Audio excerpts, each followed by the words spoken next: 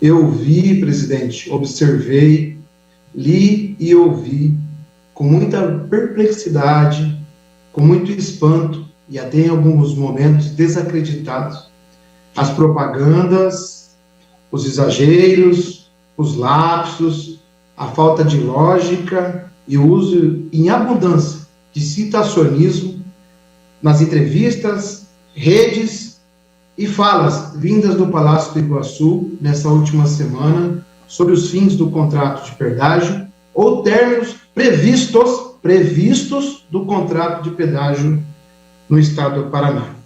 Eu vou emitir aqui a minha opinião do deputado Arilson, não coordenador da frente ou presidente de um partido, etc.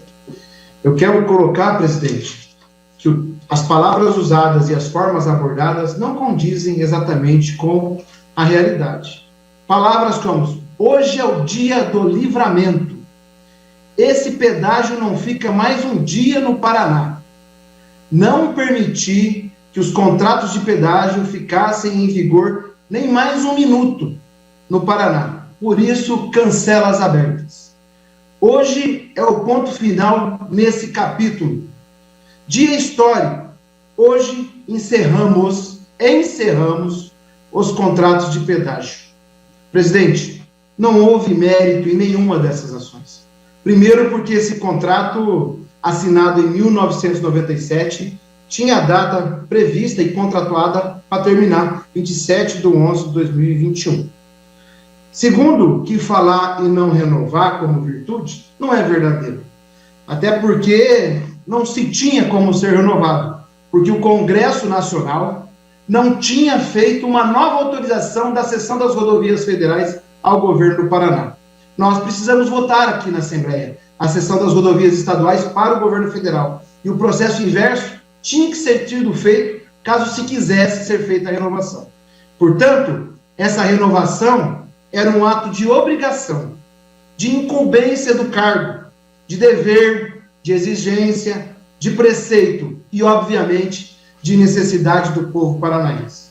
Portanto, os exageros acometidos nesse final de semana, tentando deixar claro que foi determinado governo que fez livramento, não é condizente com a realidade. Só falta, no dia 31 de dezembro, na véspera do ano novo, falar assim: feliz 2022.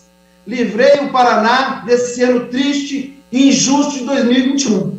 Mas não podemos exagerar, até porque o povo espera da gente coerência, espera da gente lucidez. E aqui eu quero fazer essa pontuação. Embora esses erros acometidos, espero que sejam corrigidos e parem por aí, para a gente não ter que engrossar o discurso aqui dentro sobre tudo isso, a minha preocupação é quanto à transição, quanto a esse processo que a gente tem agora de transição. Uma transição que exige socorro mecânico, e o governo tem colocado a PM em caso de acidente e acionado o seu guincho. E em caso de pane mecânica ou elétrica, a orientação é para que o usuário contrate por si só o guincho. Isso está em matéria da Gazeta do Povo. Tudo porque a nova licitação do DR, que prevê serviços de guincho leve e também pesado, ainda não está pronta. Uma coisa alertada por muitos parlamentares aqui nessa casa, por vários, de partidos diferentes, de posições governistas, não governistas e independentes. Então não dá para admitir esses erros na transição que são feitos. O Sandro Alex tem que ser mais ágil. O tanto que fala por aí, se fosse 10% ágil quanto fala, estava resolvido esse problema, mas não está resolvido. Um outro processo, presidente, é quanto às condições atuais que existem de guincho. Vão ser usados 94 guinchos da PM. E a licitação tardia também para isso nesse processo. Os serviços de atendimento médico, conhecido como os pré-hospitalares, ou de ambulância, vão ser feitos pelos bombeiros, pelo SAMU e pela CIAT. 38 novas ambulâncias, 32 de suporte básico e 6 de suporte avançado, herdados por relação contratual e obrigatória das concessionárias do patrimônio do Estado. Importante esse serviço. Eu tenho certeza que o Estado vai se prestar a dar conta disso, que é sua obrigação, haja visto que ficou pactuado, e essa casa está fazendo um papel certinho em alertar, cobrar e avisar que isso é dever nosso, do Estado garantir a segurança e o serviço médico. Outro ponto é a segurança patrimonial e vigilância, que está sendo feita pela PM. Presidente, pelo prazo que se antevia e os problemas que eram previstos, demorou-se demais para tomar esse ponto. Agora a gloriosa Polícia Militar está sendo colocada em 3 turnos, escala das 7 às 13 da manhã, das 13 às 19, das 19 às 7 da noite, às 7 da manhã, perdão. Mas as condições para esses policiais não estão nada boas. Falta banheiro, falta água, falta comida. E o exercício de uma rotina cansativa prejudica ainda mais. Estamos tirando a segurança pública de um lugar para colocar em outro. Por quê? Não fez uma licitação para vigilância patrimonial e se contratuou isso. Ou mesmo se acertou com o governo federal para que seja feito isso. Está desde 13/8/2019, num termo de entendimento, discutindo com o governo federal, mas os dois não previram os problemas que poderia e irão acontecer nesse interstício de tempo. E quanto ao novo contrato, presidente, que é outra preocupação que a gente tem que ter, ele está acontecendo, está no Tribunal de Contas da União, o novo modelo, com 15 novas praças, nos mesmos locais criticados por muitos aqui e pelo povo, com 30 anos de contrato renovado por mais 5, ou seja, podendo chegar a 35 anos de pedágio, com mais 800 quilômetros de rodovia, ou seja, 2.500, vai para 3.300. Os preços estão só no edital mais baixos. Porém, nada como a propaganda que está em cima do pedágio diz justos. Não, senhor. Os preços estão mais baratos, mas após o leilão isso muda. Sabe por quê? Só o IPCA, o indicador de inflação, a ser corrigido esse preço é de 15%. Só isso. Sem contar o degrau tarifário, de 40% a mais quando as obras estiverem prontas. Ou seja, os 30 e poucos por cento que hoje estão menor colocado no edital do que a realidade, vão ficar menos e vai ficar mais caro no Paraná. O leilão da Dutra, há 3 semanas atrás, rodovia que passa 50% do PIB do país, teve apenas 15,2% de desconto e apenas 2 concorrentes. Esse número de 15% assola o edital de pedágio no Paraná, podendo ser o limitador de desconto. Se isso acontecer, a gente vai ter situações inusitadas. Vamos a elas. E aqui eu quero exemplificar. Com o degrau tarifário, com o repositório inflacionário de 15% a ser aplicado e com o desconto próximo nesse valor, praças de pedágio como Ortigueira, Imbaú, White Marsum, Mandaguari e Tibagi terão pedágio mais caro do que hoje.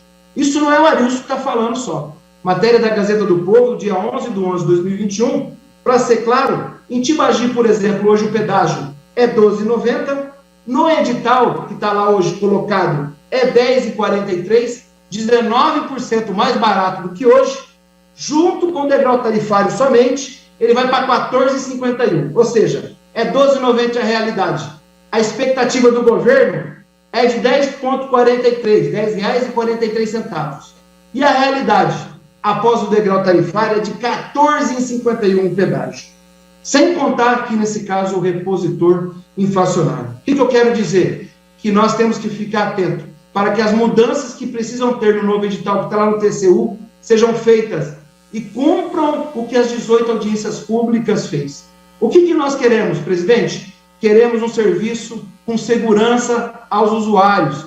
Queremos um serviço de qualidade nas rodovias paranaenses. Mas, para isso, temos que ter tarifas justas e que caibam e não sufoquem o bolso e a economia do povo paranaense.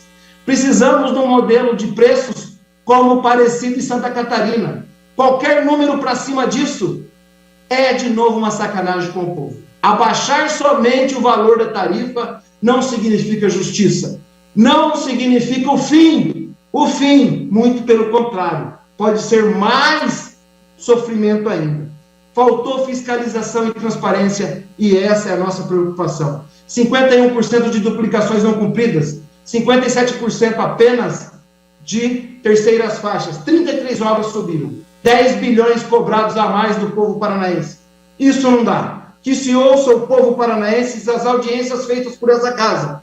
Não podemos, 24 anos aprisionados, querer trocar 1 ano de liberdade para mais 30 de acorrentamento. Chega! O que eu quero colocar é que a gente precisa de parcimônia prudência entre as instituições que estão nesse jogo, para que a gente não use do cessacionismo, tire proveito de uma coisa que de repente não é realidade. Que acabou o contrato atual, acabou, mas não é por vontade política. Se fosse por vontade política do ministro Tarcísio, hoje, dia 29, já teria um novo em vigor. A gente precisa deixar bem claro as coisas. Acabou porque era contratuado e tinha data para término. Não tem outro porque não conseguiram fazer, por detalhes burocráticos, por pressão política, por trabalho dessa casa, por outros entendimentos. Mas a gente pode ter 24 anos saindo de uma prisão e trocar um ano de liberdade por 30 anos de acorrentamento novamente. O povo do Paraná não merece isso.